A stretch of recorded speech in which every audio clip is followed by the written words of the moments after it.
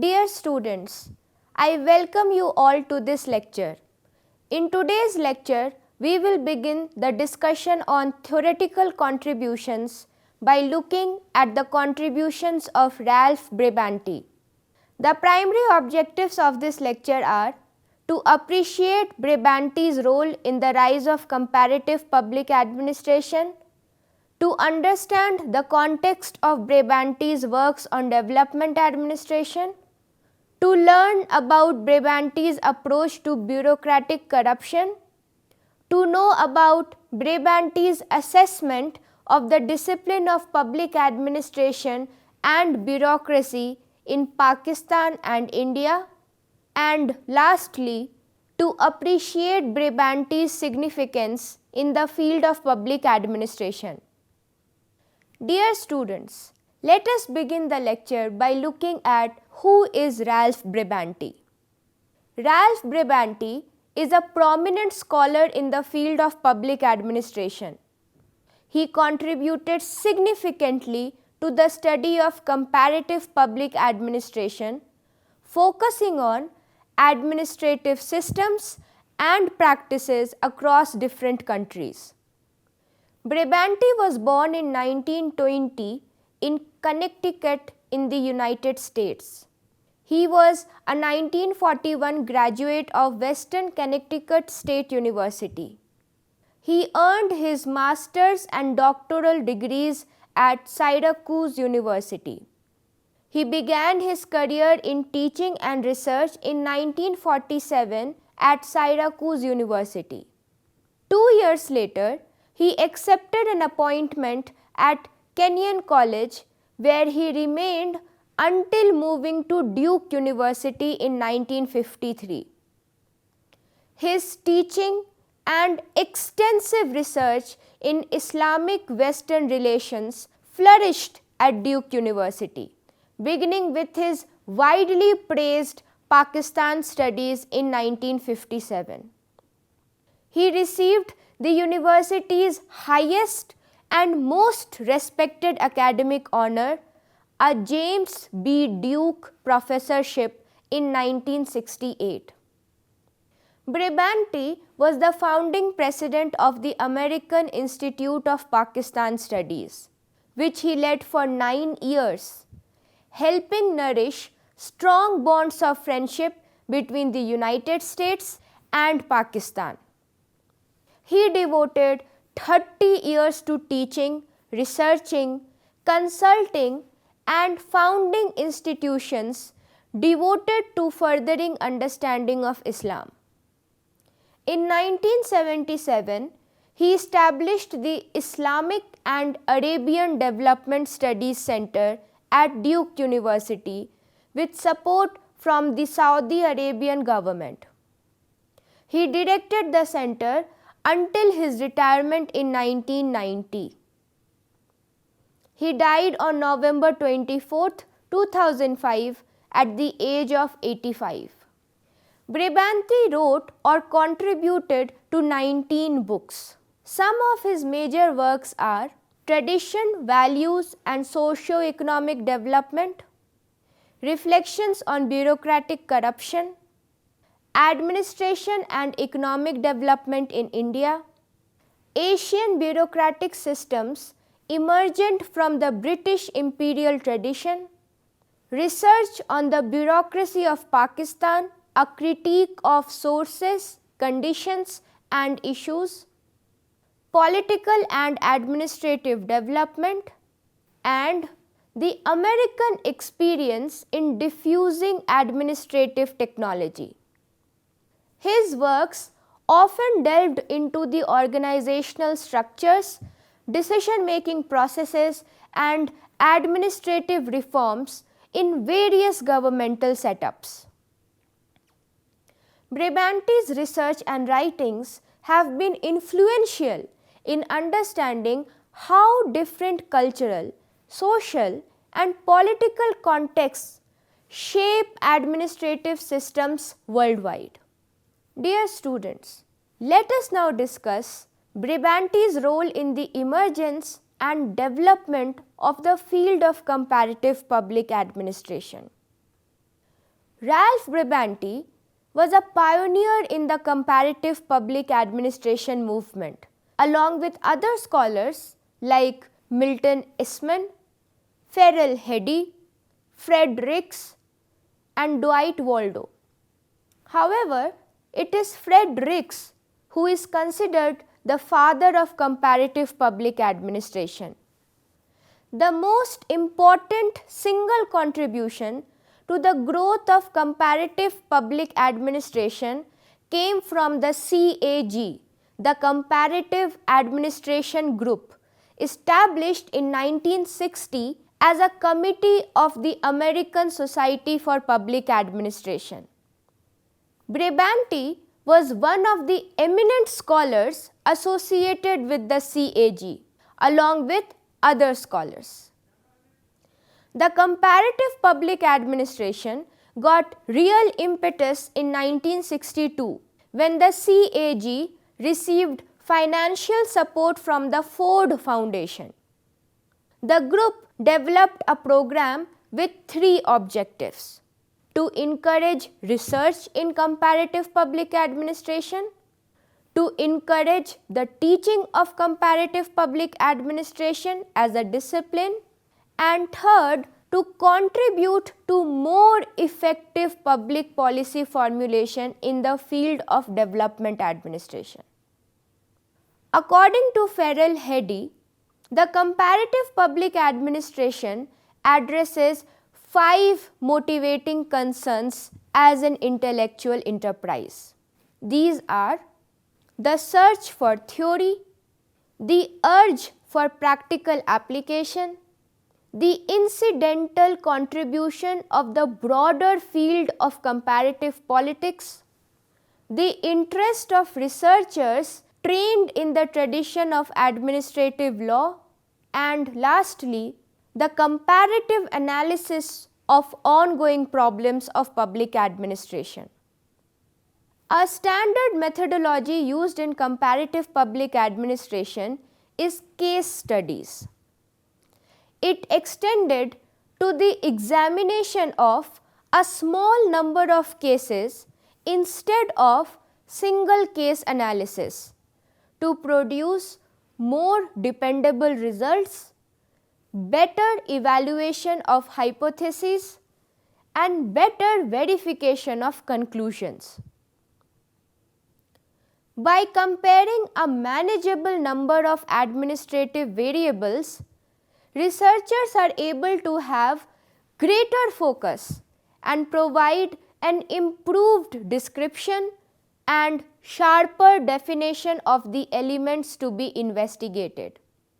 The information generated through case studies offers students and practitioners better evidence and a more credible analysis of the causes and effects of administrative actions and behaviors.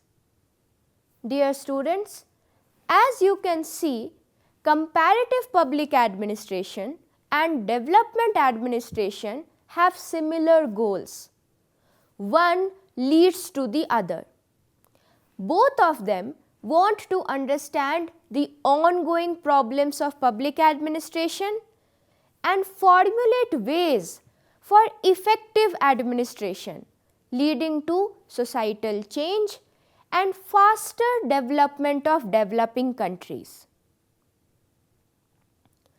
Some of the early contributions to comparative public administration were largely single case studies, such as that of Braibanti's research on Pakistan. Braibanti was deputed as Chief Advisor to the Civil Service Academy, Lahore, Pakistan, under terms of a contract with the United States Agency for International Development, also known as USAID, administered by the University of Southern California. Dear students, before looking at Braibanti's case study of Pakistan, let us first learn about the United States Agency for International Development to understand his role in the development administration. American efforts to improve the administrative capability of developing countries have been a massive endeavor in the 1950s and 1960s. The United States Agency for International Development, or USAID, is one of the examples of this effort.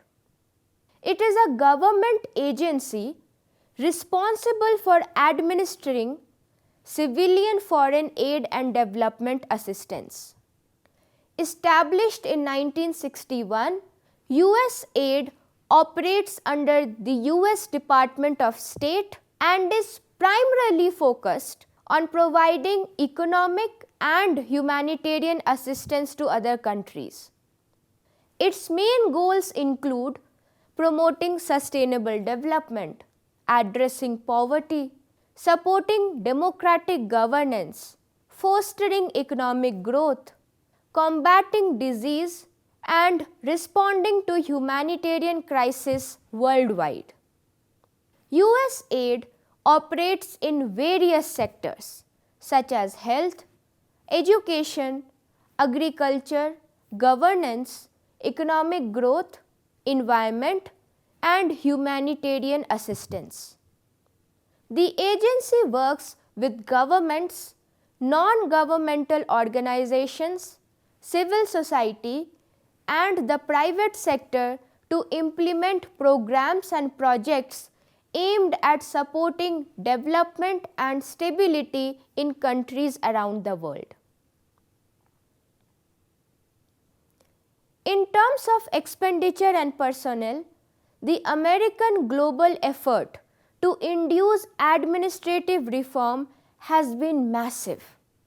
From 1951 to 1962, the Ford Foundation and the Agency for International Development alone spent more than $200 million, trained 6,000 officials, and supported more than 50 training institutions throughout the world. Activity in development administration reached its peak in 1965. If the period is extended from 1951 to 1976, a reasonable estimate would be a total expenditure of $500 million, training 10,000 officials abroad and 2 lakh in their own countries, and the support of some 75 institutions. The influence of the USA in administrative development and reforms was evident in South Asia, especially in developing countries fighting the impact of colonialism like Pakistan and India. Braibanti, under a contract with USAID, ended up as an advisor to Pakistan's Civil Service Academy. Dear students, it is now time to discuss Braibanti's study of the discipline of public administration and practices of bureaucracy in Pakistan. In Pakistan, the American influence in administrative reform was singularly ambitious. It started with a Ford Foundation report of 1953. It reached its zenith between 1960 and 1965 when the USAID contracted with the University of Southern California for an extensive training program. This program embraced training hundreds of officials in the United States and establishing institutes of public administration for in-service training.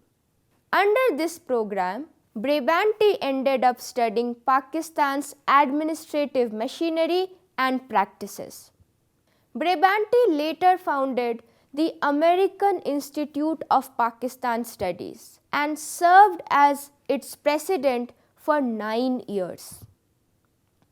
The American Institute of Pakistan Studies, or AIPS, established in 1973, is a binational research and education organization with a mission to promote academic study of Pakistan in the US and to encourage scholarly exchange between the US and Pakistan. Braibanti observed very early that higher bureaucracy in Pakistan does not have deep residual respect for extra bureaucratic intellectual endeavor. Since its inception, Pakistan has remained essentially a bureaucratic polity. Both civil and military bureaucracy occupy the most powerful positions in Pakistan's political system. Bureaucratic elites, military and civil, have directly or indirectly ruled Pakistan throughout its history as an independent nation. American public administration, which was exported to developing countries including Pakistan, was singularly guided by instrumental values. Public administration was presented as a tool through which society can achieve its goals. The idea of administration as an instrument or tool for development was well aligned with the technocratic value structure of the bureaucratic state of Pakistan, which in the 1960s was being ruled by a military general, Muhammad Ayub Khan. Therefore, democratic concerns of public administration were pushed backward when the administrative technology was exported to Pakistan. One of the salient features of bureaucracy in Pakistan was its preference for generalists.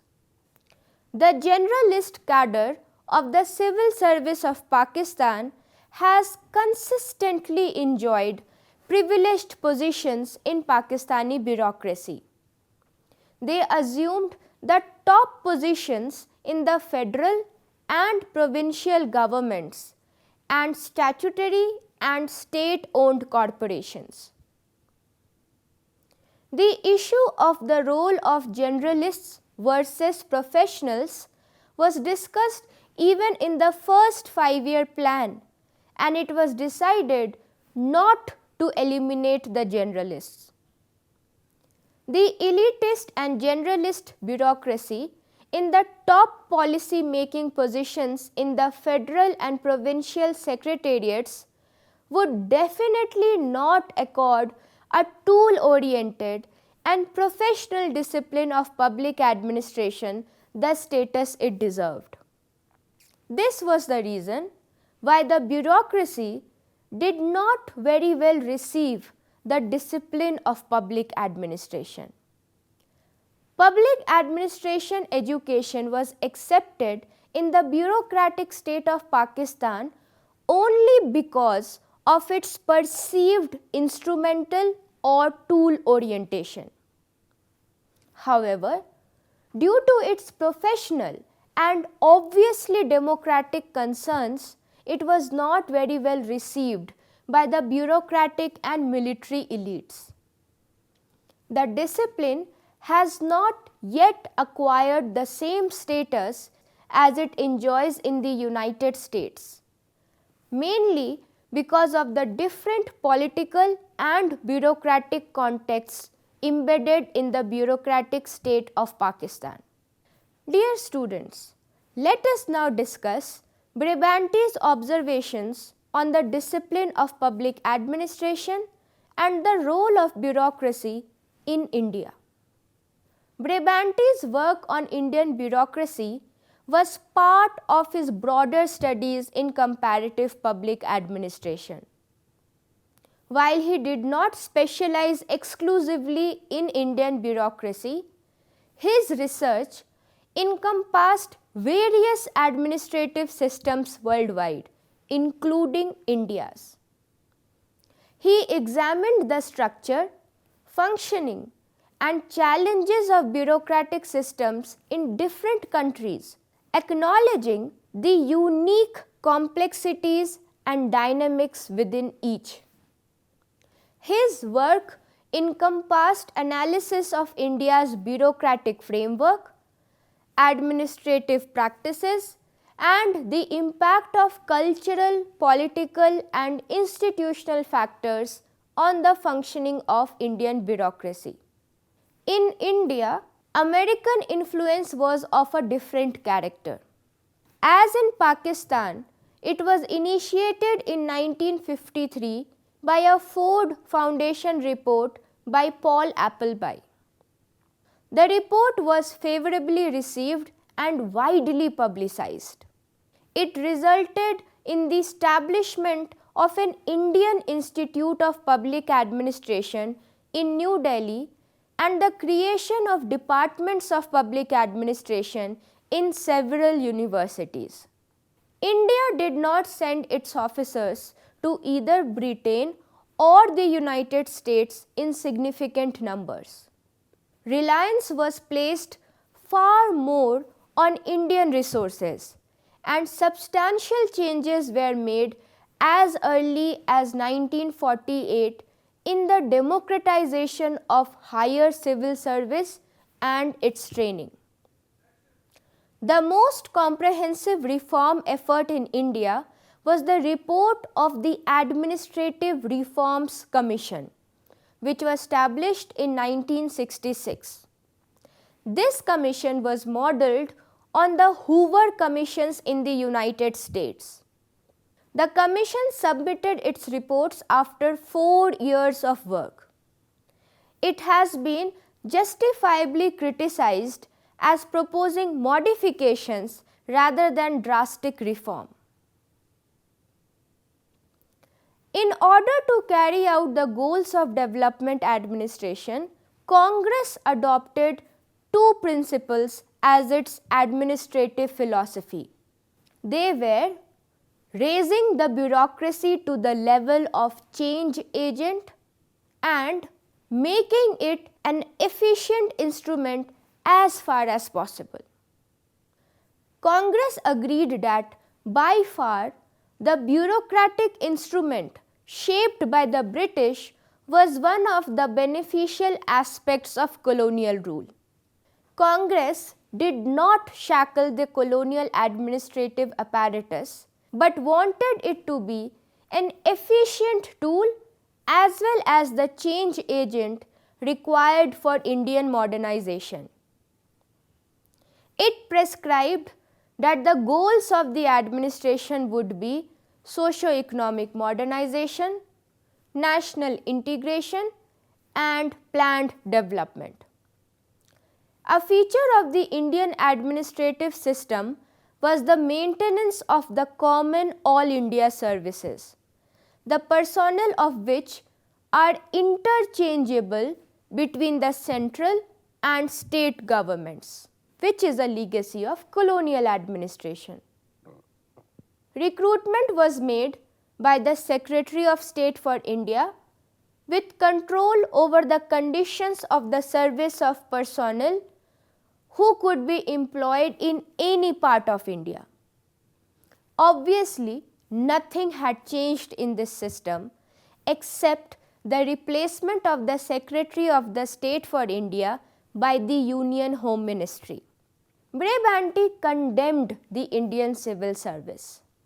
Again, there is a question about the suitability of all India's services to meet the challenges of the new and increasingly political, social, and economic environment. The attempt on the part of the administration to introduce theories and models which have proved successful in the West in a traditional, transitional, developing society like India proved to be an attempt to insert a square peg into a round hole. As all India services refused to take into consideration past history, present poverty, and the conflicting values of development, their role as change agents became extremely doubtful. Their generalist orientation, susceptibility to social evils, and lack of ideas on business means and service ends made the All India service more of an ineffective and old machine. Dear students, as we can see through both case studies, Braibanti exposes the debate between generalists and specialists in development administration. The debate between generalists and specialists in development administration revolves around the ideal expertise required for effective governance and administration in the context of developing countries.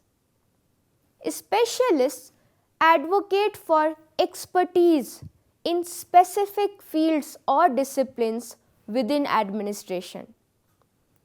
They argue that specialized knowledge in areas like economics, public policy, finance, or social sectors is crucial for addressing complex issues effectively. Specialists believe that in-depth knowledge in a particular domain leads to more targeted and efficient policies and interventions in development. As argued in comparative public administration, the ideal approach often depends on the context, the nature of challenges faced, and the administrative requirements of a developing country.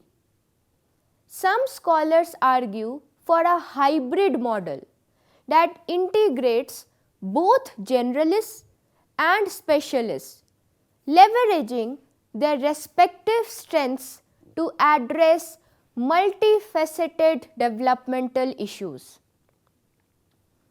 This debate remains relevant even today as administrations continually seek the most effective strategies to navigate the complexities of development in diverse and evolving contexts.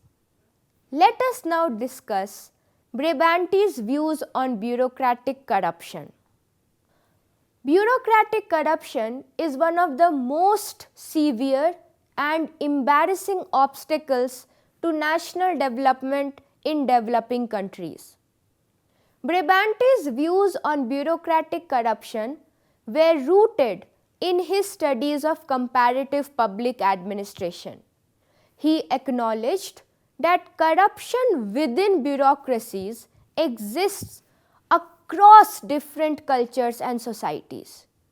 His research highlighted how various factors such as historical context, political culture, societal norms, and administrative structures contribute to the prevalence or mitigation of bureaucratic corruption. Braibanti's works emphasized the importance of understanding the contextual factors that contribute to corruption within bureaucracies and advocated for reforms aimed at creating more accountable, transparent, and ethical administrative systems. He argued that bureaucratic corruption often emerges due to a combination of factors, including inadequate institutional controls, lack of transparency, weak accountability mechanisms, and the discretion vested in public officials. He believed that administrative reforms aimed at improving transparency, strengthening accountability mechanisms, and implementing effective oversight were crucial in combating bureaucratic corruption. Braibanti suggested several approaches to tackle bureaucratic corruption based on his research in comparative public administration. Let us look at them one by one. Transparency and accountability. Implementing transparency measures within bureaucracies can help reduce corruption. Braibanti advocated for clear and accessible information about administrative processes and decisions. Moreover, strengthening accountability mechanisms for public officials ensures that they can be held responsible for their actions. Reform administrative procedures. Changing administrative procedures can limit the discretion of officials, reducing opportunities for corruption. Braibanti recommended streamlining processes, reducing bureaucratic red tape, and standardizing procedures to minimize the chances of favoritism or misuse of power. Enhanced oversight. Establishing effective oversight mechanisms is crucial. Braibanti believed that independent oversight bodies with the authority to investigate and prevent corruption can significantly reduce malpractices within bureaucracies. Political will and legal framework. Braibanti stressed the importance of political will in combating corruption. A strong political commitment to enforcing anti-corruption laws and creating a legal framework that penalizes corrupt practices is crucial. Public participation and civil society engagement. Involving the public and civil society in monitoring and demanding accountability can be instrumental. Braibanti supported the idea that an informed and engaged citizenry can act as a check against bureaucratic corruption. Braibanti's recommendations centered on a multi-pronged approach that involves systemic reforms, legal enforcement, and active engagement from various stakeholders to combat bureaucratic corruption effectively. His work on bureaucratic corruption provides a comprehensive framework for understanding the systemic nature of corruption within bureaucracies.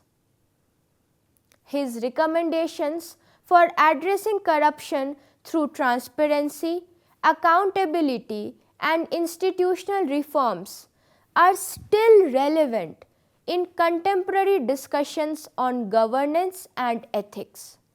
Dear students, let us now conclude this lecture. Braibanti's works delved into the influence of cultural, social, and political contexts on administrative systems.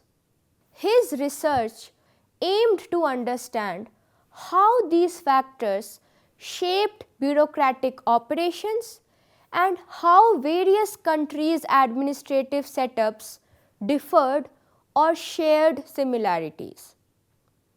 He made substantial contributions through his writings, which have been influential in the study of public administration and comparative politics.